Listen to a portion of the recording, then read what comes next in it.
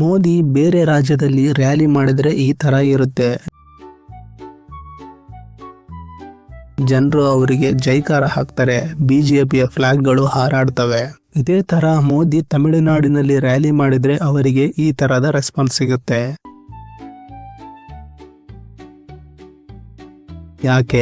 ಯಾಕೆ ತಮಿಳುನಾಡಿನಲ್ಲಿ ಪಿಎಂ ಮೋದಿಯನ್ನ ಕರಿಬಾವುಟ ತೋರಿಸಿ ಸ್ವಾಗತ ಮಾಡಿದ್ರು? ಪಿಎಂ ಮೋದಿ ತಮಿಳುನಾಡಿಗೆ ಹೋದಾಗ ಪೊಲೀಸ್ ಸೆಕ್ಯೂರಿಟಿ ಅರೇಂಜ್ಮೆಂಟ್ ಬಗ್ಗೆ ಯಾಕೆ ಅಷ್ಟು ಭಯ ಇರುತ್ತೆ? ಬಿಜೆಪಿ ತನ್ನ ರಾಜಕೀಯ ಇತಿಹಾಸದಲ್ಲಿ ತಮಿಳುನಾಡಿನ ಎಲೆಕ್ಷನ್ ನಲ್ಲಿ ಕೇವಲ 2 ಬಾರಿ ಮಾತ್ರ ಸೀಟ್ಸ್ ಪಡೆದುಕೊಂಡಿದೆ. ಮೊದಲನೇ ಸಾರಿ 2001ರಲ್ಲಿ ಮತ್ತು ಎರಡನೇ ಸಾರಿ 2021ರಲ್ಲಿ, ಮತ್ತೆ 2006, 2011 ಮತ್ತೆ 2016ರ ಎಲೆಕ್ಷನ್ ನಲ್ಲಿ ಬಿಜೆಪಿಗೆ ಒಂದೂ ಸಹ ಸೀಟ್ ಸಿಕ್ಕಿರಲಿಲ್ಲ. ಹಾಗಾದ್ರೆ ಯಾಕೆ ತಮಿಳುನಾಡಿನ ಜನ ಬಿಜೆಪಿ ಮತ್ತು ಪ್ರೈಮ್ ಮಿನಿಸ್ಟರ್ ಮೋದಿಯನ್ನ ಇಷ್ಟಪಡಲ್ಲ? ಬಿಜೆಪಿ ತನ್ನ ಸ್ವಂತ ಬಲದಿಂದ ಒಂದು ಸೀಟನ್ನು ಗೆಲ್ಲಲ್ಲ ಅಂತ ತಮಿಳುನಾಡಿನ ಸಿಎಂ ಹೇಳಿರ್ತಾರೆ. ಇದನ್ನ ಅರ್ಥ ಮಾಡ್ಕೋಬೇಕಂದ್ರೆ ನಾವು ತಮಿಳುನಾಡಿನ ಇತಿಹಾಸಕ್ಕೆ ಹೋಗಬೇಕಾಗುತ್ತೆ. ಈ ಇತಿಹಾಸ ಸುಮಾರು 220 ವರ್ಷ ಹಳೆಯದು. ನಮಗೆ ಸ್ವಾತಂತ್ರ್ಯ ಸಿಗೋಕು ಎಷ್ಟೋ ವರ್ಷಗಳ ಹಿಂದೆ ಮದ್ರಾಸ್ ಪ್ರದೇಶದಲ್ಲಿ ಒಂದು ರಾಜಕೀಯ ಕ್ರಾಂತಿ ನಡೀತಿರುತ್ತೆ. 19ನೇ ಶತಮಾನದ ಪ್ರಾರಂಭದಲ್ಲಿ ಬ್ರಿಟಿಷ್ ಸರ್ಕಾರ ತಮ್ಮ ಆಫೀಸ್ಗಳಲ್ಲಿ ಹಲವಾರು ಪೋಸ್ಟ್ಗಳನ್ನ ಭಾರತ ಜನರಿಗೆ ಅಂತಾನೆ ಕಾಲ್ಫಾರ್ಮ್ ಮಾಡ್ತಾರೆ. ಈ ಪೋಸ್ಟ್ಗಳಿಗೆ ತುಂಬಾ ಜನ ಅಪ್ಲೈ ಮಾಡ್ತಾರೆ. ಆದರೆ ಈ ನೌಕರಿಗಳನ್ನು ಅತಿ ಹೆಚ್ಚಾಗಿ ತಮಿಳು ಮತ್ತು ತೆಲುಗು ಬ್ರಾಹ್ಮಿಣ್ಸ್ ಗಳಿಗೆ ಕೊಡ್ತಾರೆ. ಯಾಕಂದ್ರೆ ಬ್ರಾಹ್ಮಣ ಸಮಾಜದಲ್ಲಿ ಹೆಚ್ಚಿನ ಶಿಕ್ಷಣ ಇರುತ್ತೆ ಮತ್ತೆ ಅವರಿಗೆ ಇಂಗ್ಲಿಷ್ ಸಹ ಚೆನ್ನಾಗಿ ಬರುತ್ತಿರುತ್ತೆ. ಅದಕ್ಕೆ ಈ ನೌಕರಿಗಳು ಅವರಿಗೆ ಈಸಿಯಾಗಿ ಸಿಗ್ತವೆ. ಮದ್ರಾಸ್ ಪ್ರೆಸಿಡೆನ್ಸಿಯ 75% ತಹಸೀಲ್ದಾರರು ಬ್ರಾಹ್ಮಣರಾಗಿರ್ತಾರೆ. ಮದ್ರಾಸ್ ಇಂಜಿನಿಯರಿಂಗ್ ಕಾಲೇಜಿನಲ್ಲಿ 93% ರಷ್ಟು ಸ್ಟೂಡೆಂಟ್ಸ್ ಗಳು ಬ್ರಾಹ್ಮಣರಿರ್ತಾರೆ. ಮದ್ರಾಸ್ ಪ್ರೆಸಿಡೆನ್ಸಿಯ ಜನಸಂಖ್ಯೆಯಲ್ಲಿ ಕೇವಲ 3.2 ರಷ್ಟು ಬ್ರಾಹ್ಮಣರು ಮಾತ್ರ ಇರ್ತಾರೆ. ಆದ್ರೆ ಎಲ್ಲಾ ಕ್ಷೇತ್ರದಲ್ಲಿ ಬ್ರಾಹ್ಮಣರಿಗೆ ಜಾಸ್ತಿ ಅವಕಾಶ ಇರುತ್ತೆ. ಇದೆಲ್ಲ ನೋಡಿ ಸ್ವಲ್ಪ ತಮಿಳ್ ಲೀಡರ್ಸ್ ಸೇರ್ಕೊಂಡು ಕಾಂಗ್ರೆಸ್ ನ ಹತ್ತಿರ ಕಂಪ್ಲೇಂಟ್ ಕೊಡಕ್ಕೆ ಹೋಗ್ತಾರೆ. ನೋಡ್ರಿ ಏನಾಗ್ತಾ ಇದೆ ನಮ್ಮ ಸಮಾಜದಲ್ಲಿ ಅಂತ. ಆದ್ರೆ ಅವಾಗ ಕಾಂಗ್ರೆಸ್ ನ ಲೀಡರ್ಸ್ ಕೇವಲ ಸ್ವಾತಂತ್ರ್ಯದ ಬಗ್ಗೆ ಯೋಚನೆ ಮಾಡ್ತಾ ಇರ್ತಾರೆ, ಸಮಾಜದ ಸಮಸ್ಯೆಗಳ ಬಗ್ಗೆ ಅಲ್ಲ. 1892ರಲ್ಲಿ ತಮಿಳ್ ಲೀಡರ್ ಅಯೋತಿ ಥಸ್ ಒಂದು ಕಾಂಗ್ರೆಸ್ ಮೀಟಿಂಗ್ ನಲ್ಲಿ ಹೋಗ್ತಾರೆ. ಅಲ್ಲಿ ಅವರು ದಲಿತರಿಗೆ ದೇವಸ್ಥಾನದಲ್ಲಿ ಹೋಗೋಕೆ ಅವಕಾಶ ಕೊಡಬೇಕು ಅಂತ ಕೇಳ್ತಾರೆ. ಇದಕ್ಕೆ ಅಲ್ಲಿ ಇದ್ದಂತಹ ಕಾಂಗ್ರೆಸ್ ನಾಯಕರು ಅವರ ಮೇಲೆ ಎಲ್ಲರೂ ಕಿರುಚಾಡ್ತಾರೆ. ಮತ್ತೆ ದಲಿತರು ಶಿವ ಮತ್ತು ವಿಷ್ಣು ದೇವರನ್ನು ಪೂಜಿಸುವ ಅವಶ್ಯಕತೆನೇ ಇಲ್ಲ ಅಂತ ಹೇಳ್ತಾರೆ. ಈ ಕಾಸ್ಟಿಜಂ ವಿರುದ್ಧ ಹೋರಾಡಬೇಕಂತ 1916ರಲ್ಲಿ ಒಂದು ಜಸ್ಟಿಸ್ ಪಾರ್ಟಿಯನ್ನ ಕಟ್ತಾರೆ. ಆ ಟೈಮ್ ನಲ್ಲಿ ಕಾಂಗ್ರೆಸ್ಗೆ ಟಕ್ಕರ್ ಕೊಡುವಂತ ಪಾರ್ಟಿ ಜಸ್ಟಿಸ್ ಪಾರ್ಟಿ ಮಾತ್ರ ಆಗಿರುತ್ತೆ. ಜಸ್ಟಿಸ್ ಪಾರ್ಟಿಗೆ ಬ್ರಿಟಿಷರು ಅಲ್ಲದೆ ಕಾಂಗ್ರೆಸ್ ಸಹ ಒಂದು ಸಮಸ್ಯೆ ಆಗಿರುತ್ತೆ. ಯಾಕಂದ್ರೆ ಕಾಂಗ್ರೆಸ್ ಪಕ್ಷದಲ್ಲಿ ಮೋಸ್ಟ್ ಆಫ್ ದ ಲೀಡರ್ಸ್ ಬ್ರಾಹ್ಮಣರಾಗಿರ್ತಾರೆ. ಹಾಗೆ ಸ್ವಲ್ಪ ನಾನ್ ಬ್ರಾಹ್ಮಿನ್ಸ್ ಲೀಡರ್ ಸಹ ಕಾಂಗ್ರೆಸ್ ಪಕ್ಷದಲ್ಲಿದ್ರು. ಅದರಲ್ಲಿ ವಿ ರಾಮಸ್ವಾಮಿ ಒಬ್ರು. ಇವರಿಗೆ ಮುಂದೆ ಪೆರಿಯರ್ ಅಂತ ಕರೀತಾರೆ. ಇವರು ಮುಂದೆ ದ್ರಾವಿಡನ್ ಚಳುವಳಿಯ ಪ್ರಮುಖ ನಾಯಕರಾಗ್ತಾರೆ. ಕಾಂಗ್ರೆಸ್ ಪಾರ್ಟಿ ಒಂದು ಬ್ರಾಹ್ಮಣರ ಪಾರ್ಟಿ ಅಂತ ಹೇಳಿ 1925ರಲ್ಲಿ ಪೆರಿಯಾರ್ ಕಾಂಗ್ರೆಸ್ ಪಕ್ಷನ ಬಿಡ್ತಾರೆ. சூத்திர பாப்பானுக்கு தாசி மகன் தீண்டப்படாதவன் அப்படிங்கிற அந்த இழிவு நிலையில நிக்கிறோம். ಕಾಂಗ್ರೆಸ್ ಪಕ್ಷ ಬಿಟ್ಟಾದ್ಮೇಲೆ ಪೆರಿಯಾರ್ ಯಾವುದೇ ಪಾರ್ಟಿಗೂ ಸಹ ಸೇರಲ್ಲ. ಅವ್ರದೇ ಆದಂತಹ ಒಂದು ಸೆಲ್ಫ್ ರೆಸ್ಪೆಕ್ಟ್ ಮೂವ್ಮೆಂಟ್ ನ ಸ್ಟಾರ್ಟ್ ಮಾಡ್ತಾರೆ. ಈ ಸೆಲ್ಫ್ ರೆಸ್ಪೆಕ್ಟ್ ಮೂವ್ಮೆಂಟ್ ನ ಉದ್ದೇಶ ಏನಾಗಿರುತ್ತೆ ಅಂದ್ರೆ ಮದ್ರಾಸ್ ಸಮಾಜದ ಜನಕ್ಕೆ ಬ್ರಿಟಿಷರು ಮತ್ತು ಕಾಂಗ್ರೆಸ್ ಮಾಡುತ್ತಿದ್ದ ಭೇದ ಭಾವವನ್ನು ತೆಗೆದು ಅವರಿಗೆ ಒಂದು ಆತ್ಮ ಸನ್ಮಾನವನ್ನು ಕೊಡೋದು. ಪೆರಿಯಾರ್ ನ ಈ ಮೂವ್ಮೆಂಟ್ ನ ತಿಳಿಯಲು ಒಂದು ಸೆಂಟೆನ್ಸ್ ಸಾಕು. ಪೆರಿಯಾರ್ ಹೇಳ್ತಾರೆ, ಈ ಮೂವ್ಮೆಂಟ್ ನಲ್ಲಿ ಯಾವ ದೇವರು ಇರಲ್ಲ, ಯಾವ ಧರ್ಮ ಇರಲ್ಲ, ಗಾಂಧಿ ಇರಲ್ಲ, ಕಾಂಗ್ರೆಸ್ ಇರಲ್ಲ, ಬ್ರಾಹ್ಮಣರು ಇರಲ್ಲ ಅಂತ. ಪೆರಿಯಾರ್ಗೆ ದೇವರಲ್ಲಿ ನಂಬಿಕೆ ಇರಲಿಲ್ಲ. ಅದಕ್ಕೆ ಅವರು ಹಿಂದೂ ಧರ್ಮದ ಹಲವಾರು ಪುಸ್ತಕಗಳನ್ನ ಪಬ್ಲಿಕ್ ನಲ್ಲಿ ಸುಟ್ಟು ಹಾಕ್ತಾರೆ. ಇಂಟರ್ ಕಾಸ್ಟ್ ಮ್ಯಾರೇಜ್ ನಿಂದ ಜಾತಿ ಭೇದ ಭಾವವನ್ನು ತೆಗೆಯಬಹುದು ಅಂತ ಪೆರಿಯಾರ್ ನಂಬಿರ್ತಾರೆ. ಇದಕ್ಕೆ ಅವರು ತಮಿಳು ಜನರಿಗೆ ಒಂದು ಹೊಸ ಪರಿಚಯ ಮಾಡಬೇಕು ಅಂತ ಅನ್ಕೊಂಡಿರ್ತಾರೆ. ಎಂತಹ ಒಂದು ಪರಿಚಯ ಅಂದ್ರೆ ಇದರಲ್ಲಿ ಜಾತಿ ಮತ್ತೆ ಧರ್ಮ ಇರಬಾರದು, ಅದರ ಬದಲಾಗಿ ತಮಿಳು ಭಾಷೆ ಮತ್ತು ತಮಿಳು ಸಂಸ್ಕೃತಿ ಇರಬೇಕು ಅಂತ ಪೆರಿಯಾರ್ ಹೇಳ್ತಾರೆ. ಅದಕ್ಕೆ ಪೆರಿಯಾರ್ ಹೇಳ್ತಾರೆ, ನನ್ನ ಚಳವಳಿಯ ಉದ್ದೇಶ ಕೆಳವರ್ಗದ ಜನರಿಗೆ ದ್ರಾವಿಡ ಇತಿಹಾಸದ ಬಗ್ಗೆ ಗರ್ವ ಇರಬೇಕು. ಅದಕ್ಕಾಗಿ ಅವರು ಸೆಲ್ಫ್ ರೆಸ್ಪೆಕ್ಟ್ ಮ್ಯಾರೇಜ್ ಗಳನ್ನ ಪ್ರಮೋಟ್ ಮಾಡ್ತಾರೆ. ಇಂತಹ ಮದುವೆಗಳಲ್ಲಿ ಪಂಡಿತರು ಸಂಸ್ಕೃತ ಮಂತ್ರ ಓದುವುದರ ಬದಲಾಗಿ ತಮಿಳು ಭಾಷೆಯಲ್ಲಿ ಮಂತ್ರಗಳನ್ನು ಓದ್ತಾ ಇರ್ತಾರೆ.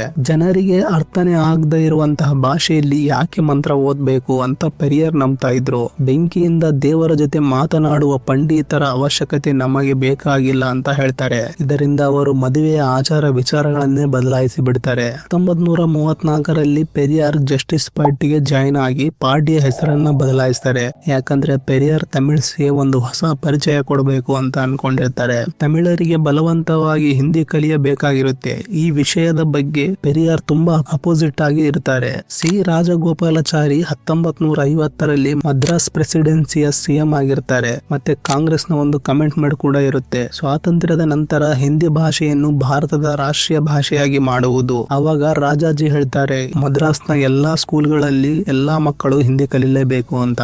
ಆದ್ರೆ ಕೆಲವು ನಾಯಕರು ಇದರಿಂದ ಮತ್ತೆ ತಮಿಳು ಸಮಾಜದ ಬ್ರಾಹ್ಮಣ್ಯಕ್ಕೆ ಲಾಭ ಆಗುತ್ತೆ ಅಂತ ಹೇಳ್ತಾರೆ. ಯಾಕಂದ್ರೆ ಬ್ರಿಟಿಷ್ ಕಾಲದಲ್ಲಿ ಇಂಗ್ಲಿಷ್ ಬರುತ್ತಿದ್ದ ಬ್ರಾಹ್ಮಣರಿಗೆ ಜಾಸ್ತಿ ಮೀಸಲಾತಿ ಸಿಗ್ತಾ ಇತ್ತು. ಅದೇ ರೀತಿ ಹಿಂದಿಯಿಂದ ಕೂಡ ಬ್ರಾಹ್ಮಣರಿಗೆ ಜಾಸ್ತಿ ಲಾಭ ಆಗುತ್ತೆ ಅಂತ ಹೇಳ್ತಾರೆ. ಅದಕ್ಕಾಗಿ ಇವಾಗಲೂ ತಮಿಳುನಾಡಿನಲ್ಲಿ ಹಿಂದಿ ವಿರುದ್ಧ ಹೋರಾಟ ನಡೀತಾನೆ ಇರುತ್ತೆ. 1953ರಲ್ಲಿ ಕಾಂಗ್ರೆಸ್ ಕಲ್ಲಾಕುಡಿ ಎಂಬ ಊರಿನ ಹೆಸರನ್ನು ಬದಲಾವಣೆ ಮಾಡಿ ಆ ಊರಿಗೆ ರಾಮಕೃಷ್ಣ ಡಾಲ್ಮಿಯಾ ಎಂಬ ಒಬ್ಬ ರಾಜಸ್ಥಾನದ ಫೇಮಸ್ ಉದ್ಯಮಿಯ ಹೆಸರನ್ನು ಇಡ್ತೀವಿ ಅಂತ ಹೇಳುತ್ತೆ. ಆದ್ರೆ ಒಬ್ಬ 39 ವರ್ಷದ ಯುವಕ ಇದರ ವಿರುದ್ಧ ಇರ್ತಾನೆ. ಆ ಯುವಕ ತನ್ನ ಸ್ನೇಹಿತರೆಲ್ಲರನ್ನು ಕರ್ಕೊಂಡು ಆ ಜಾಗಕ್ಕೆ ಹೋಗ್ತಾನೆ. ಅವನಿಗೆ ಘೋಷಣೆ ಕೂಗ್ತಾ ಡಾಲ್ಮಿಯಾಪುರಂ ಬೋರ್ಡ್ ಮೇಲೆ ಕರಿ ಮಸಿನ ಬೆಳಿತಾನೆ. ಯಾವುದೇ ಟ್ರೈನ್ ಹೋಗ್ಬಾರ್ದು ಅಂತ ಅವನು ಎಲ್ಲರನ್ನು ಕರ್ಕೊಂಡು ಹೋಗಿ ರೈಲ್ವೆ ಟ್ರ್ಯಾಕ್ ಮೇಲೆ ಮಲ್ಕೊಂತಾನೆ.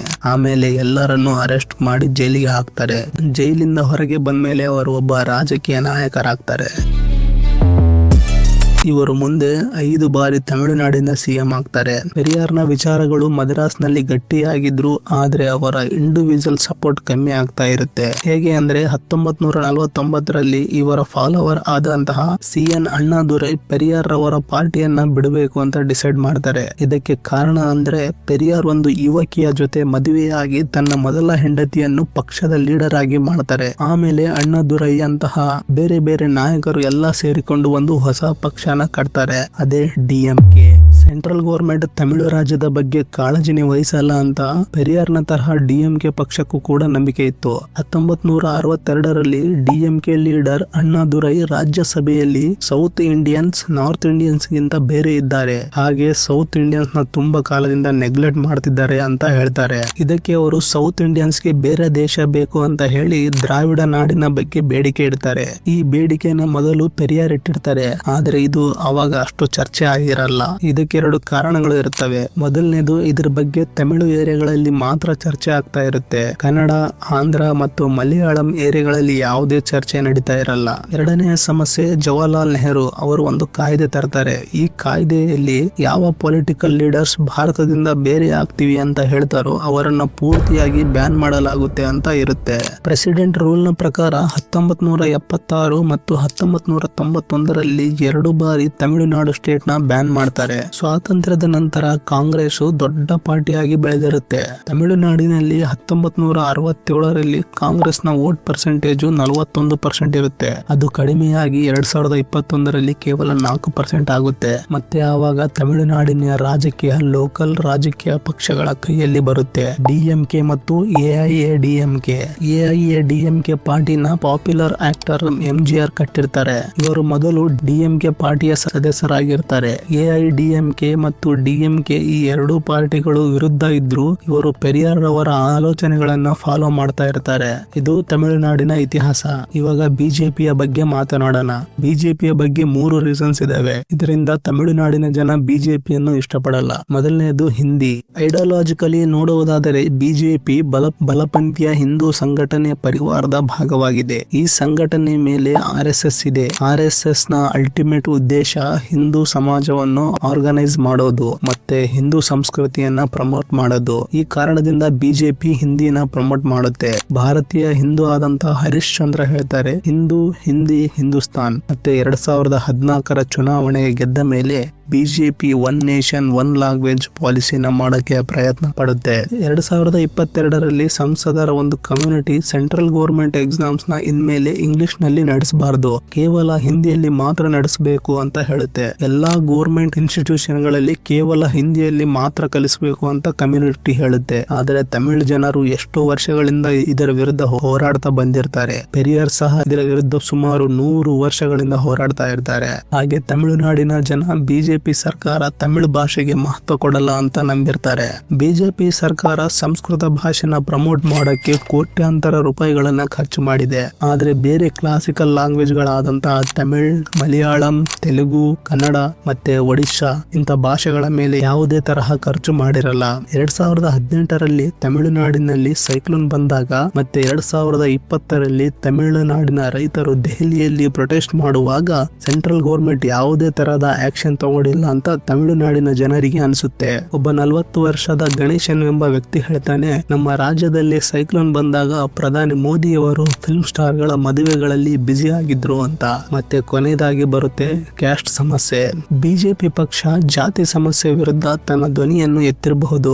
ಆದ್ರೆ 2018ರ ಒಂದು ರಿಪೋರ್ಟ್ ನ ಪ್ರಕಾರ ಬಿಜೆಪಿ ಪಕ್ಷದಲ್ಲಿ 65% ಗಿಂತ ಹೆಚ್ಚು ಮೇಲ್ವರ್ಗದ ಲೀಡರ್ಸ್ ಗಳೇ ಇದ್ದಾರೆ. ಆದ್ರೆ ನಾವು ಮರೆಯೋ ಹಾಗಿಲ್ಲ, ತಮಿಳುನಾಡಿನ ರಾಜಕೀಯ ಇತಿಹಾಸದಲ್ಲಿ ಪೆರಿಯಾರ್ ಜಾತಿ ವ್ಯವಸ್ಥೆಯ ವಿರುದ್ಧ ಎಷ್ಟು ಹೋರಾಡಿದ್ರು ಅಂತ. ಈ ವಿಷಯ 2017ರಲ್ಲಿ ಜಾಸ್ತಿ ಕಾಂಟ್ರವರ್ಸಿ ಆಗುತ್ತೆ. ಯಾಕಂದ್ರೆ 17 ವರ್ಷದ ಅನಿತಾ ಎಂಬ ಹುಡುಗಿ ಆತ್ಮಹತ್ಯೆ ಮಾಡ್ಕೊಂತಾಳೆ. ಅನಿತಾ ಕೆಳವರ್ಗದ ಹುಡುಗಿ ಆಗಿರ್ತಾಳೆ. ಅವಳಿಗೆ ಡಾಕ್ಟರ್ ಆಗ್ಬೇಕು ಅಂತ ಆಸೆ ಇರುತ್ತೆ. ಆಕೆ ಸೆಕೆಂಡ್ PUC ನಲ್ಲಿ 1200 ಮಾರ್ಕ್ಸ್ಗೆ 1176 ಮಾರ್ಕ್ಸ್ ಗಳನ್ನ ಪಡ್ಕೊಂಡಿರ್ತಾಳೆ. ಇಷ್ಟೆಲ್ಲ ಆದ್ರೂ ಆಕೆಗೆ ಮೆಡಿಕಲ್ ಕಾಲೇಜ್ ನಲ್ಲಿ ಸೀಟ್ ಸಿಗಲ್ಲ. ಯಾಕಂದ್ರೆ ಮೆಡಿಕಲ್ ಸೀಟು ನೀಟ್ ಎಕ್ಸಾಮ್ ನ ರ್ಯಾಂಕಿಂಗ್ ಮೇಲೆ ಕೊಡ್ತಾರೆ. ಆದ್ರೆ ಅನಿತಾ ಅವರ ತಂದೆಯ ಬಳಿ ಆಕೆಗೆ ನೀಟ್ ಕೋಚಿಂಗ್ ಕೊಡಿಸುವಷ್ಟು ದುಡ್ಡು ಇರಲ್ಲ. ಇದರಿಂದ ಅನಿತಾಳ ಪರ್ಫಾರ್ಮೆನ್ಸ್ ನೀಟ್ ಎಕ್ಸಾಮ್ ನಲ್ಲಿ ಅಷ್ಟು ಚೆನ್ನಾಗಿರಲಿಲ್ಲ.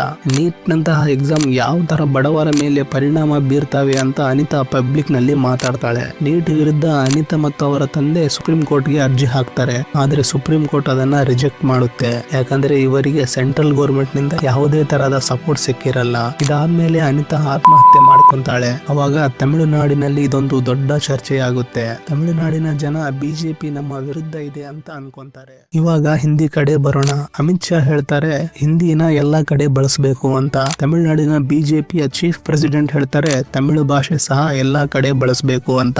ಇವಾಗ ಬಿಜೆಪಿಯ ಲೀಡರ್ಸ್ ಗಳಿಗೆ ಏನ್ ಹೇಳ್ಬೇಕು ಅಂತ ಸರಿಯಾಗಿ ಗೊತ್ತಿಲ್ಲದೆ ಇದ್ದಾಗ ಬಿಜೆಪಿಯ ಮೇಲೆ ಜನರಿಗೆ ಹೇಗೆ ನಂಬಿಕೆ ಬರುತ್ತೆ? ಬಿಜೆಪಿ ಎಲ್ಲಾ ಸಮಸ್ಯೆಗಳನ್ನ ಬಗೆಹರಿಸಬೇಕು ಅಂತ ಅನ್ಕೊಂತ ಇದೆ. ಅದಕ್ಕಾಗಿ ಬಿಜೆಪಿ ಕೆ ಅಣ್ಣಾಮಲೈಯನ್ನ ಬಿಜೆಪಿ ಪಾರ್ಟಿಯ ಪ್ರೆಸಿಡೆಂಟ್ ಆಗಿ ಮಾಡಿದೆ. ಅಣ್ಣಾಮಲೈನ ಲೀಡರ್ ಮಾಡಿ ಈ ಎಲ್ಲಾ ಸಮಸ್ಯೆಗಳನ್ನ ಬಗೆಹರಿಸಬೇಕು ಅಂತ ಬಿಜೆಪಿ ಪ್ರಯತ್ನ ಪಡ್ತಾ ಇದೆ. ಆದ್ರೆ ಇಲ್ಲಿಯವರೆಗೆ ಯಾವುದೇ ತರಹದ ಚೇಂಜಸ್ ಕಾಣ್ತಾ ಇಲ್ಲ. ನನ್ನ ಅನಿಸಿಕೆ ಏನಂದ್ರೆ ತಮಿಳುನಾಡಿನಲ್ಲಿ ಬಿಜೆಪಿಯ ರಿಸಲ್ಟ್ ಕೇವಲ ಲೋಕಲ್ ಲೀಡರ್ಸ್ ಏನ್ ಹೇಳ್ತಾರೆ ಅಂತ ಅದ್ರ ಮೇಲೆ ಡಿಪೆಂಡ್ ಆಗಲ್ಲ. ಅದ್ರ ಜೊತೆಗೆ ಮೋದಿ ಮತ್ತು ಅಮಿತ್ ಶಾ ಏನ್ ಹೇಳ್ತಾರೆ ಅಂತ ಅದ್ರ ಮೇಲೆ ಡಿಪೆಂಡ್ ಆಗುತ್ತೆ. ರಾಜಸ್ಥಾನ್, ಮಧ್ಯಪ್ರದೇಶ, UP, ಬಿಹಾರ್ ಈ ರಾಜ್ಯಗಳಲ್ಲಿ ಹಿಂದಿ, ಹಿಂದೂ, ಹಿಂದೂಸ್ತಾನ್ ಈ ಪಾಲಿಸಿ ಬಿಜೆಪಿಗೆ ಅಗತ್ಯವಾಗಿದೆ. ಆದರೆ ಇದೇ ಪಾಲಿಸಿಯಿಂದ ಬಿಜೆಪಿ ತಮಿಳುನಾಡಿನಂತಹ ರಾಜ್ಯಗಳಲ್ಲಿ ಸೋಲ್ತಾ ಇದೆ. ಹಾಗಾದ್ರೆ ಬಿಜೆಪಿಗೆ ತಮಿಳುನಾಡಿನಲ್ಲಿ ಗೆಲ್ಲೋಕೆ ಏನ್ ಮಾಡಬೇಕು? ಕಮೆಂಟ್ ಬಾಕ್ಸ್ ನಲ್ಲಿ ತಿಳಿಸಿ. ನಮಸ್ಕಾರ.